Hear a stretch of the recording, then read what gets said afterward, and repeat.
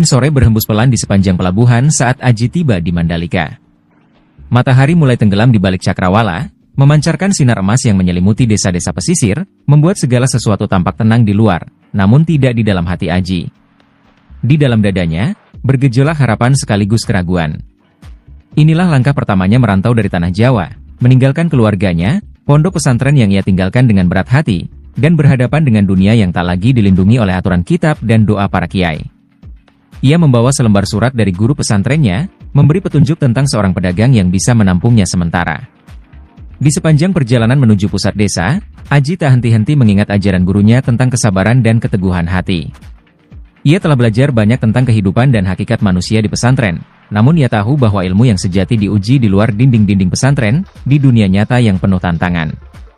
Setelah berjalan kaki lebih dari 1 jam, akhirnya Aji tiba di sebuah toko kecil yang sederhana. Bangunannya terbuat dari kayu tua yang sudah dimakan usia, namun terlihat bersih dan rapi. Di depan toko, seorang lelaki tua, pemilik toko tersebut, sedang duduk di bangku bambu, menghisap rokok kretek sambil memandang hampa ke arah jalan. "Assalamualaikum," ia ucap Aji dengan suara mantap, membungkukkan badannya hormat. Lelaki tua itu, yang bernama Pak Marwan, mengangkat kepala perlahan dan membalas salam Aji. Dengan tatapan penuh keingintahuan, ia menilai pemuda di depannya. Wajah Aji masih terlihat segar, dengan mata yang penuh semangat namun menyimpan ketenangan dari pengetahuan yang lebih dalam. Pak Marwan mengangguk pelan, mempersilakan Aji masuk, dan mulai bercerita tentang kehidupan di Mandalika. Selama berminggu-minggu, Aji bekerja dengan tekun di toko itu. Setiap pagi, ia bangun sebelum fajar, membersihkan toko, dan membantu melayani pelanggan dengan senyum ramah. Mandalika adalah tempat yang indah, dengan bukit-bukit yang menjulang dan pantai berpasir putih. Namun ada sesuatu yang ganjil di tempat ini. Aji sering mendengar bisik-bisik penduduk tentang Nyai Ranti, seorang dukun sakti yang tinggal di balik bukit. Ketenarannya merasuk ke seluruh penjuru Mandalika.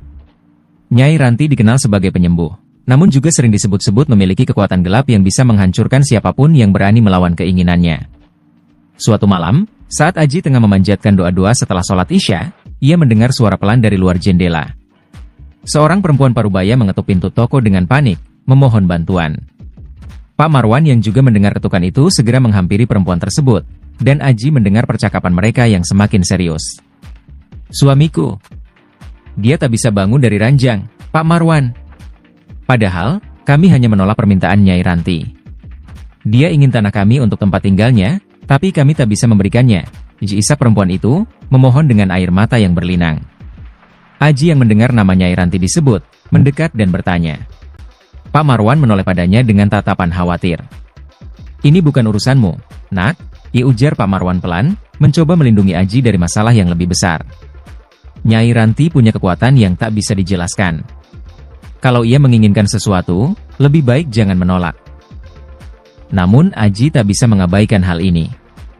Di dalam benaknya, keyakinan dan ilmunya menjerit. Tidak ada yang lebih besar dari kuasa Allah, pikirnya. Kebenaran harus ditegakkan, apapun risikonya. Malam itu, Aji terjaga di biliknya, merenungi kejadian yang baru saja ia dengar. Baginya, ini bukan sekadar masalah tanah atau penyakit misterius. Ada kekuatan gelap yang bermain di Mandalika, dan keyakinannya sebagai santri tak bisa membiarkannya tinggal diam. Sebelum tidur, Aji mengirimkan doa panjang, berharap diberikan kekuatan dan petunjuk. Mungkin, pikirnya, perjalanannya di tanah perantauan ini lebih dari sekadar mencari nafkah. Mungkin, ia di sini untuk menegakkan kebenaran di tengah ketidakadilan yang menguasai desa ini. Sementara itu, di balik bukit, Nyai Ranti, sang dukun sakti, sudah merasakan kehadiran seseorang yang berbeda. Ia bisa merasakan aura yang kuat dan bersih, memancarkan cahaya yang berlawanan dengan kegelapan yang selama ini ia pelihara. Senyum tipis terbentuk di bibirnya. "Pemuda itu," bisik Nyai Ranti dalam gelap. "Dia akan menjadi milikku, atau hancur dalam usahanya." Langit malam Mandalika yang biasanya tenang, kini seolah menggambarkan konflik yang akan segera datang. Pertarungan di antara cahaya dan kegelapan mulai terlihat dari ufuk kejauhan, dan takdir dua sosok kuat ini mulai mengarah pada pertemuan yang tak terelakkan. Ini baru permulaan, Aji belum tahu betapa beratnya jalan yang akan ia lalui, namun dalam hati ia yakin, kebenaran selalu ada jalan. Pagi itu, langit Mandalika mendung seakan pertanda akan datangnya badai. Di balik bukit-bukit yang memagari desa, kesunyian terasa mencekam. Namun, kehidupan tetap berjalan seperti biasa. Warga desa beraktivitas, meski sesekali mereka saling bertukar pandang, seolah-olah ada sesuatu yang tak terucap, sebuah rahasia gelap yang menghantui mereka. Di dalam toko, Aji sedang menyusun barang-barang dagangan dengan tenang, tapi pikirannya tak pernah bisa lepas dari kejadian semalam. Wajah perempuan parubaya yang putus asa itu masih terbayang jelas, begitu pula dengan nama yang disebutnya, Nyai Ranti. Hari mulai terasa panjang ketika seorang pria parubaya datang terburu-buru ke toko, napasnya tersengal, wajahnya pucat. Ia memohon bantuan kepada Pak Marwan, dengan suara yang bergetar. "Pak Marwan, tolong! Nyai Ranti mengutuk tanah kami. Pohon-pohon mulai layu, ternak kami mati tiba-tiba. Kami tak tahu harus bagaimana," ucapnya, nyaris tanpa henti. Pak Marwan terdiam sejenak, wajahnya tampak suram. Ia tahu benar kekuatan Nyai Ranti. Mata tuanya menatap Aji sejenak, lalu berpaling kembali pada pria yang ketakutan itu. "Sabarlah, Kang. Mungkin ada jalan lain. Jangan buru-buru mengambil keputusan," jawab Pak Marwan dengan suara pelan, penuh kehati-hatian. Aji yang sejak tadi mendengarkan, merasakan sesuatu yang mengusik di dalam dirinya. Seperti ada tarikan yang memaksanya untuk tidak tinggal diam. Ketidakadilan ini terlalu jelas di depan matanya, namun semua orang memilih untuk menutup mata, tunduk pada rasa takut. Selepas maghrib, Aji keluar dari toko dan berjalan menuju rumah-rumah warga. Ia ingin mencari tahu lebih banyak tentang Nyai Ranti, tentang apa yang sebenarnya terjadi di desa ini. Langkahnya membawanya ke sebuah rumah kecil di tepi desa, tempat seorang kakek tua yang dikenal bijak tinggal. Kakek itu bernama Pak Arif, dan ia sudah tinggal di Mandalika lebih lama daripada siapapun. Begitu Aji mengetuk pintu, kakek tua itu membukanya dengan senyum ramah, namun sorot matanya menyiratkan kebijaksanaan yang dalam. "Ada yang bisa kubantu, Nak?" tanya Pak Arif. Aji, dengan kerendahan hati, bercerita tentang kegelisahannya. Tentang Nyai Ranti, kutukan-kutukan yang dialami warga, dan rasa tanggung jawab yang mulai tumbuh di dalam dirinya. Pak Arif mendengarkan dengan seksama, tanpa menyela. Hingga akhirnya, setelah Aji selesai berbicara, ia menarik napas panjang. Nyai Ranti bukan dukun biasa. Ilmunya dalam, dan dia tak segan-segan menggunakan kekuatan gelap untuk menundukkan siapapun yang melawannya, ujar Pak Arif dengan nada serius. Dia mendapatkan ilmunya dari seorang guru besar yang dulu pernah menguasai Mandalika. Sejak dia mengambil alih, tak ada yang berani menentangnya, bahkan para pemuka agama di sini lebih memilih untuk menghindar.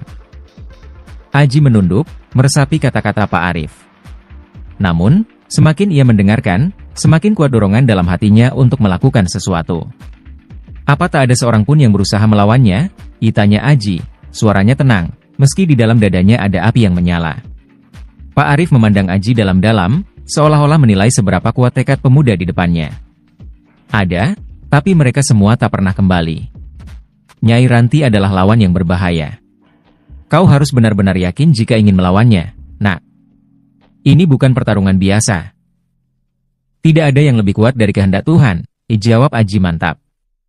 Jika yang dia gunakan adalah kekuatan kegelapan, maka cahaya kebenaran pasti bisa mengalahkannya. Pak Arif tersenyum tipis mendengar keyakinan Aji. "Baiklah," katanya pelan. "Jika itu pilihanmu, bersiaplah. Nyai Ranti bukanlah musuh yang bisa kau anggap enteng." Malam itu, Aji kembali ke toko dengan pikiran yang berkecamuk. Sebuah jalan sudah terbentang di depannya, dan ia tahu bahwa ini bukan sekadar masalah keberanian, tapi masalah iman. Di tengah malam yang sunyi, Aji mengambil wudhu, memanjatkan doa dengan lebih khusyuk dari biasanya. Setiap kalimat dalam doanya terasa lebih berat, lebih berarti. Ia memohon kekuatan dari Tuhan untuk menghadapi apa yang akan datang. Sementara itu, di balik bukit-bukit gelap yang menjulang, Nyai Ranti duduk di dalam gubuknya, menutup matanya dan merasakan gelombang energi yang berbeda di udara. Ada seseorang yang tak biasa, yang membawa cahaya di tengah kegelapan yang selama ini ia kuasai. Senyumnya mengembang, dan ia tertawa pelan. Pemuda itu, gumamnya dengan suara rendah, penuh kesadaran akan apa yang akan terjadi. Dia datang untuk menghancurkanku. Tapi dia tak tahu dengan siapa dia berhadapan. Nyai Ranti bangkit dari duduknya, mempersiapkan diri. Kegelapan di sekitarnya bergolak, seolah merespons kekuatan yang ia panggil. Pertarungan antara dua kekuatan yang berseberangan sudah mendekat. Hanya tinggal waktu yang akan mempertemukan mereka di dalam satu medan yang tak terlihat oleh mata biasa. Angin malam berhembus kencang, membawa kabar tentang pertempuran besar yang akan datang. Di satu sisi, ada seorang pemuda dengan keimanan yang teguh. Di sisi lain, seorang dukun sakti yang telah menundukkan banyak jiwa. Ketenangan Mandalika telah terusik, dan badai mulai menghampiri.